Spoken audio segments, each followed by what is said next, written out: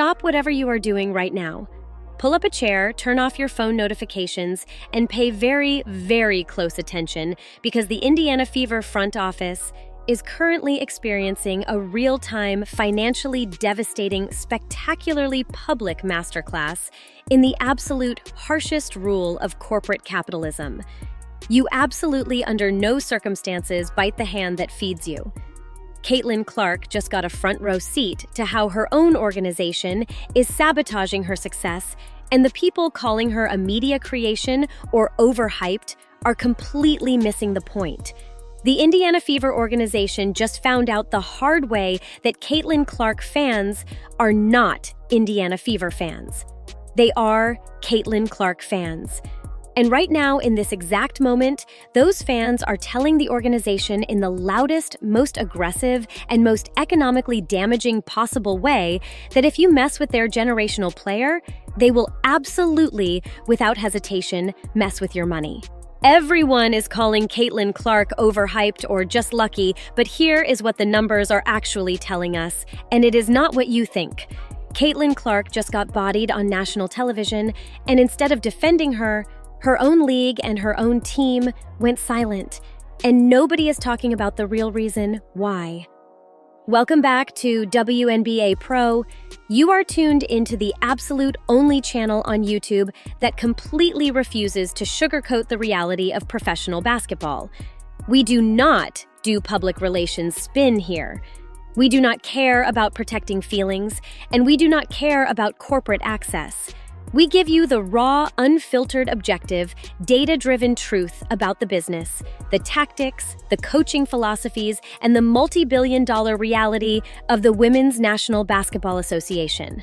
If you stay until the end of this video, you will find out why the media narrative around Caitlin Clark is built on a half-truth, the one statistic that completely changes how you see that controversy, and the real reason why what happens to Clark right now matters for the future of women's sports because it is much bigger than basketball.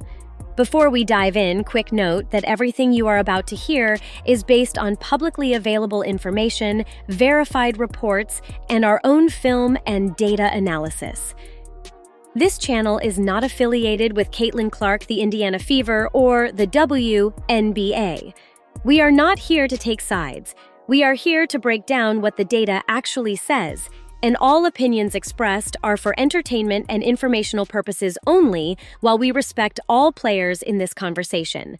Hit that subscribe button and turn on all notifications right now because the Indiana Fever are officially deep in the find-out phase of their disastrous 2026 offseason, and this situation is getting incredibly ugly, incredibly fast.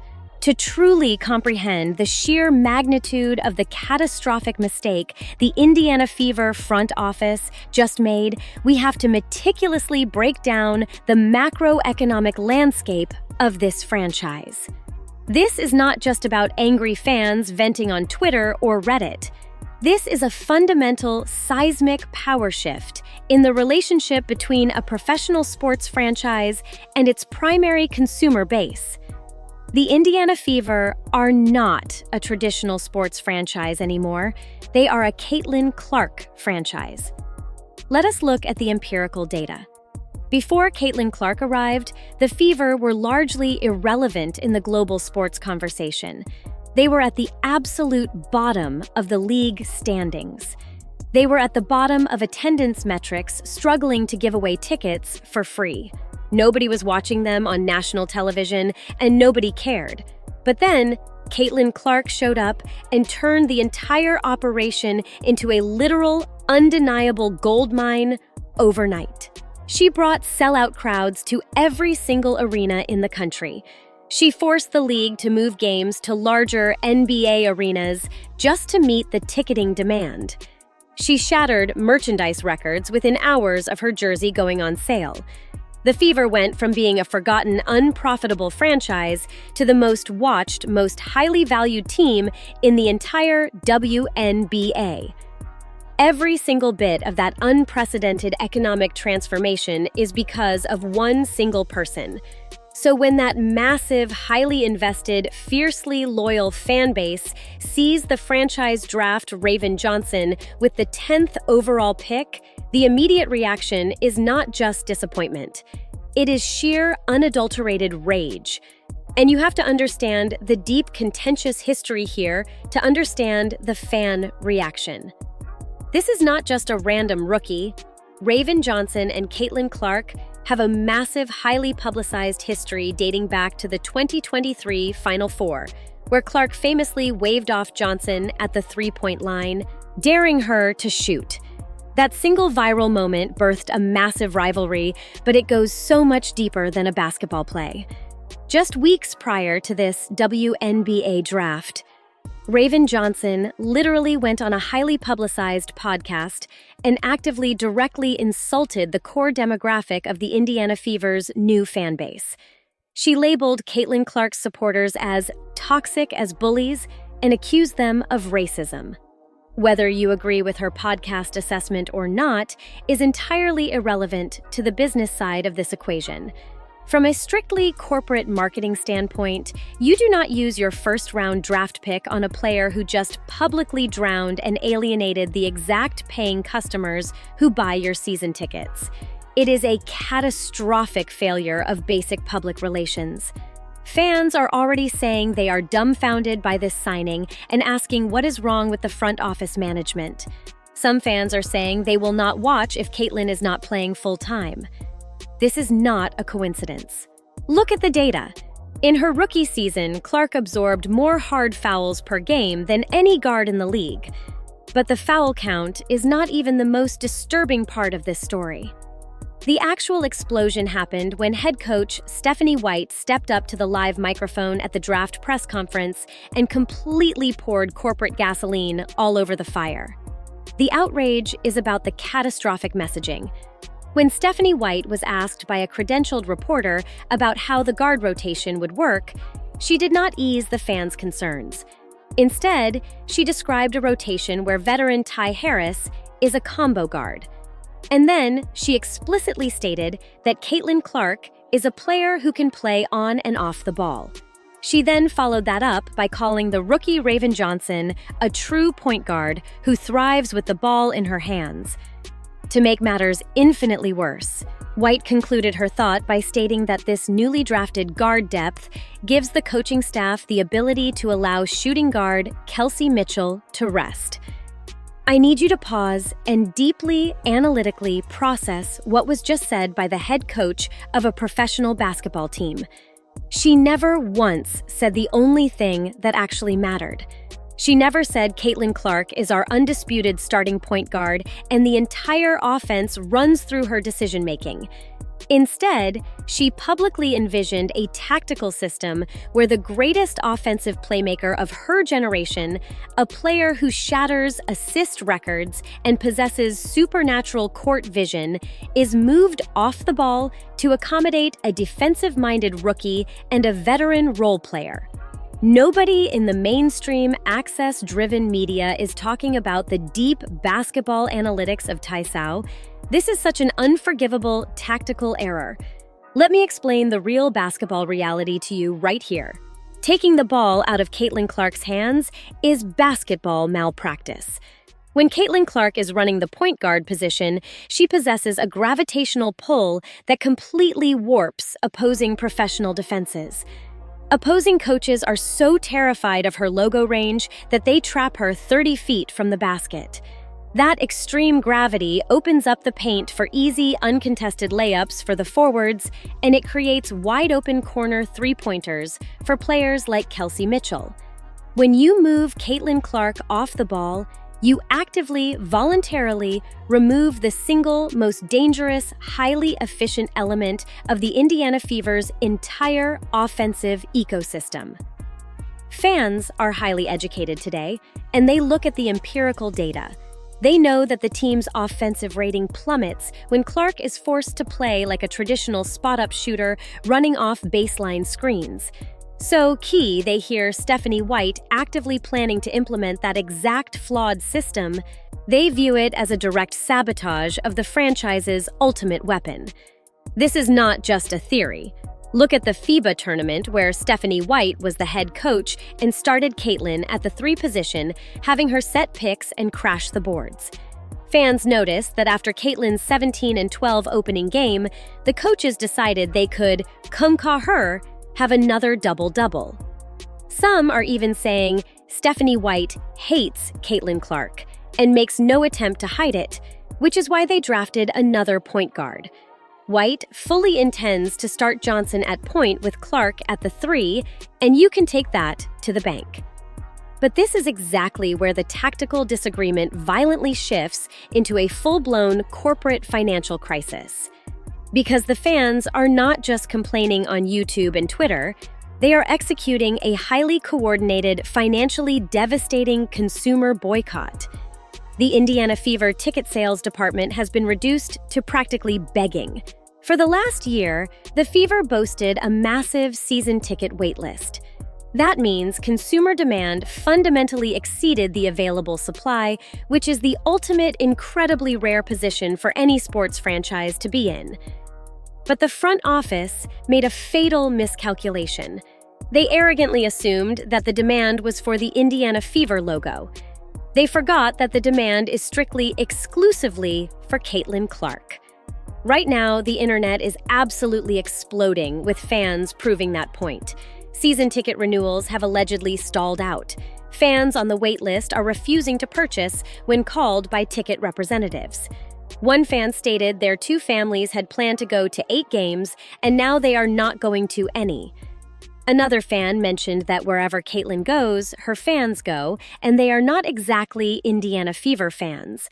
The secondary ticket market, which was once a booming, highly lucrative economy of overpriced Fever tickets, is suddenly freezing completely solid.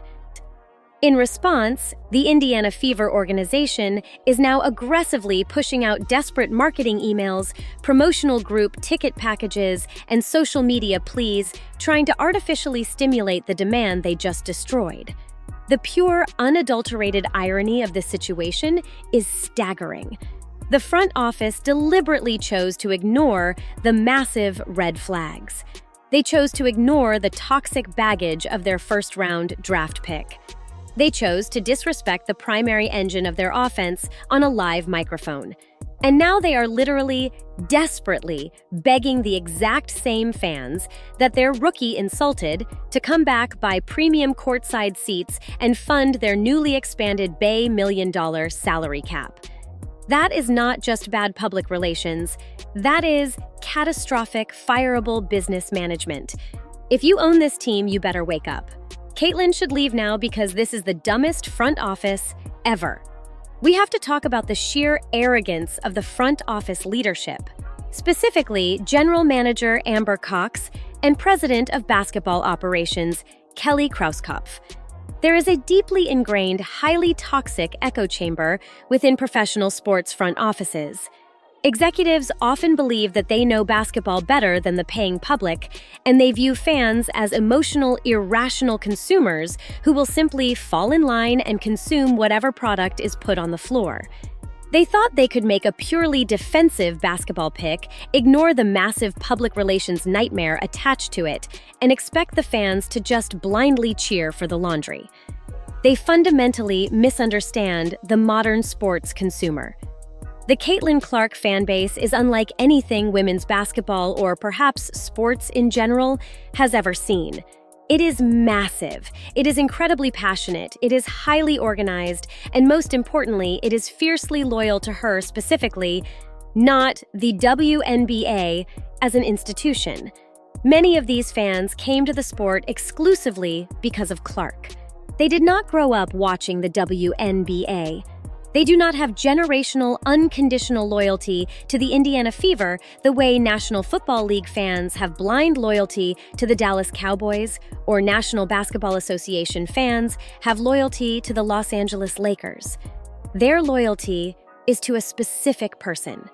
And if that person is not being utilized correctly, if that person is not being prioritized, if that person is being diminished, marginalized, or disrespected by her own coaching staff, En Hung fans will close their wallets and leave the sport exactly as quickly as they arrived. One fan even suggested that Caitlyn has the cash to buy out her contract and should just leave for a team that is drooling to get her. Let us zoom out to look at the macro impact, because this boycott threatens the entire league's financial infrastructure.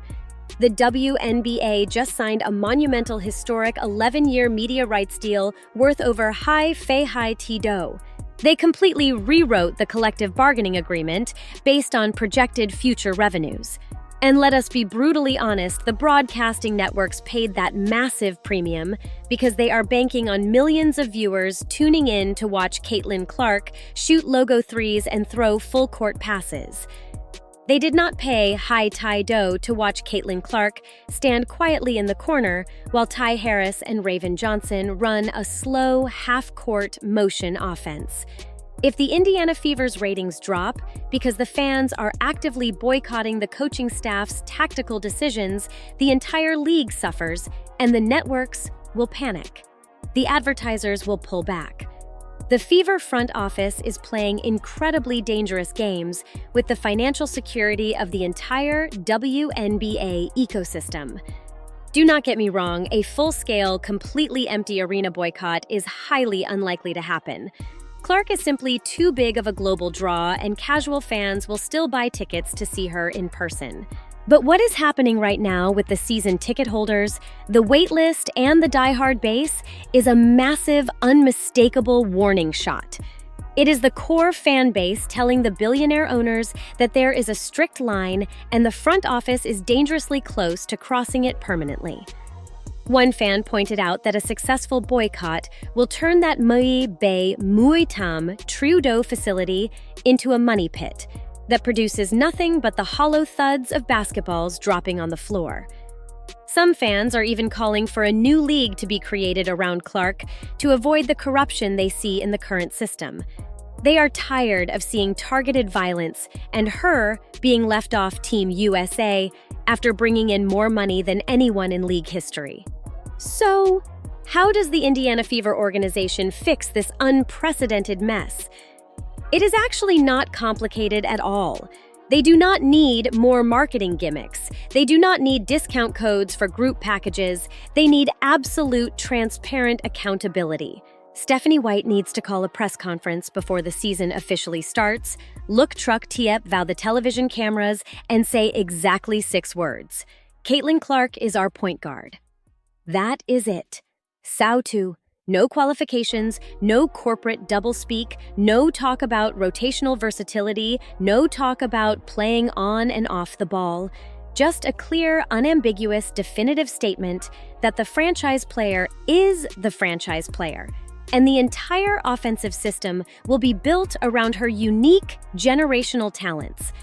Because right Geoday, the silence from the front office on that specific tactical question is absolutely deafening. And the longer that silence continues, the louder the fan outrage is going to get, and the more money the franchise is going to bleed. The Indiana Fever officially MOQA the 2026 season on May 9th. Training camp opens in just a matter of days. Somewhere between right now and that opening tip-off, this franchise needs to make a definitive choice about what NAW actually wants to be. Does it want to be a perennial championship contender built around the most dynamic, profitable offensive player in the history of the sport? Or does it want to be a stubborn, overcoached democracy where ball handling is shared? Roles are fluid, and the most popular player in the world is marginalized to prove a point. The paying fans have already made their choice. They are choosing Clark. The multi-million-dollar question is whether the Indiana Fever front office is smart enough and humble enough to choose her too. Here is the thing. Beyond the basketball, Caitlin Clark's story teaches us something we can all use in our own lives. When an entire system doomed you designed to slow you down and the crowd still shows up for you anyway, that is not luck. That is proof that doing the work in silence eventually speaks louder than any controversy. Clark did come to silence her critics by arguing. She silenced them by playing. When she walks into a league that is not ready for Co-A, she carries expectations no rookie should have to carry, and yet she still shows up every single night. That is not just a sports story. That is a blueprint for how to handle pressure and performance when the world is watching and half of them are waiting for you to fail. In a world that wanted her to be perfect from day one, her real superpower was not her shooting range. It was her willingness to be imperfect in public and keep going anyway. WNBA Pro will be right here closely monitoring the box office numbers, the press conferences, and the tactical adjustments to tell you exactly what happens next. This is WNBA Pro, and if this deep, raw, heavily analytical, business-focused breakdown hit you different, and you appreciate the absolute truth that the mainstream sports media is entirely too terrified to talk about, you need to smash that subscribe button right now to join the smartest, most objective basketball community on the entire internet. If Caitlin Clark has ever given you a moment that made you jump off your couch, drop a basketball emoji in the comments right now. Let us show her how many people are riding with Co-A. Let us know, do you think Caitlin Clark gets treated fairly by the league, by the media, and by her peers? Are you actively boycotting Fever tickets this season? Do you think the front office will actually apologize and change course? Or will they stubbornly ride the sinking ship into the ground just to protect their coaching staff's ego? Drop your absolute hottest and not unfiltered take in the comments section below. We read every single one and we do not delete opinions, because every comment helps this story reach more sports fans who deserve to hear the full picture, not just the headlines. So if you think the truth matters, make some noise right now. Make sure you hit that notification bell because the financial fallout of this draft disaster is just getting started, and you absolutely do not want to miss a single second of what comes next. Bezo, you know the full story of what is really happening around Caitlin Clark, but there is one player whose journey makes this controversy look like just the warm-up. I already made a video about it, and trust me, you do not want to miss it. It is right there on your screen. Peace out.